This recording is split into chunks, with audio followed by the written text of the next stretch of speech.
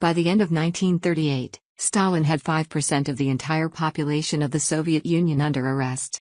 1 out of 20. And those arrested were concentrated in the elite, members of the Communist Party, the Army Officer Corps, industrial leaders, technicians, and artists. By that time, he had 100,000 police, equal to 7 army divisions, engaged in questioning suspects and producing nothing but absurd confessions. Penal camps and prisons were loaded to the breaking point.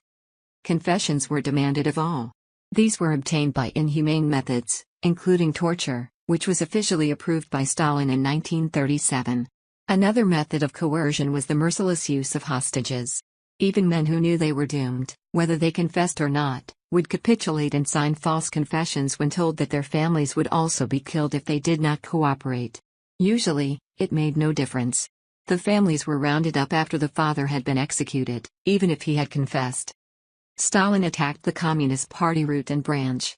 When the 18th Party Congress met in 1939, only 2% of the rank-and-file delegates who had attended the 1934 meeting were present. The secret police had arrested the others for alleged counter-revolutionary crimes. Middle-level party officials were arrested and replaced. Then the secret police arrested the new leaders. Sometimes only the 4th or 5th replacement survived. They perished, not because they were incompetent, or because they opposed Stalin. They were killed for crimes they did not commit. The Red Army was assaulted, ripped apart, and greatly weakened by Stalin.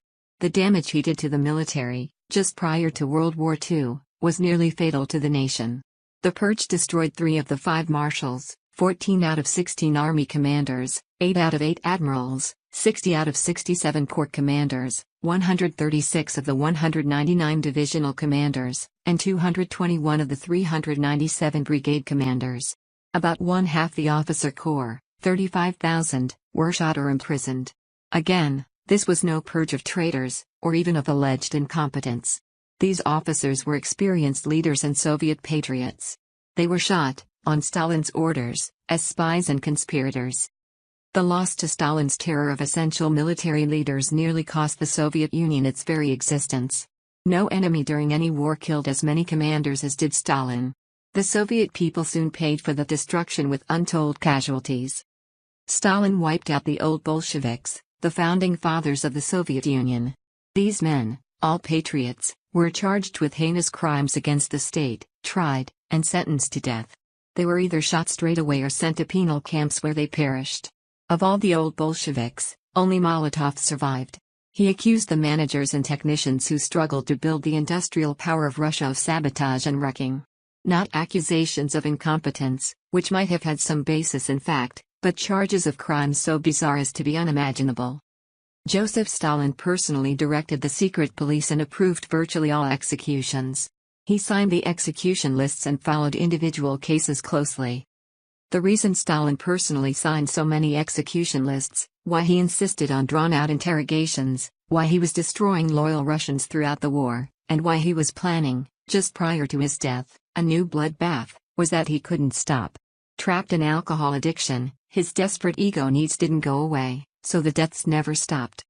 The alcoholic ego is a carnivore. It demands fresh meat every time the addiction humiliates the alcoholic's ego.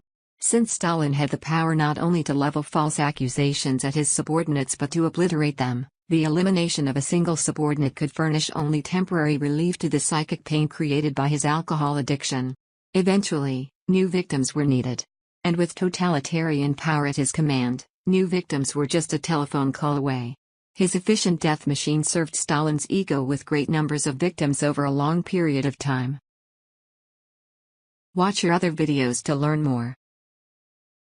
Get your copy of History's Missing Alcoholics available on Amazon now.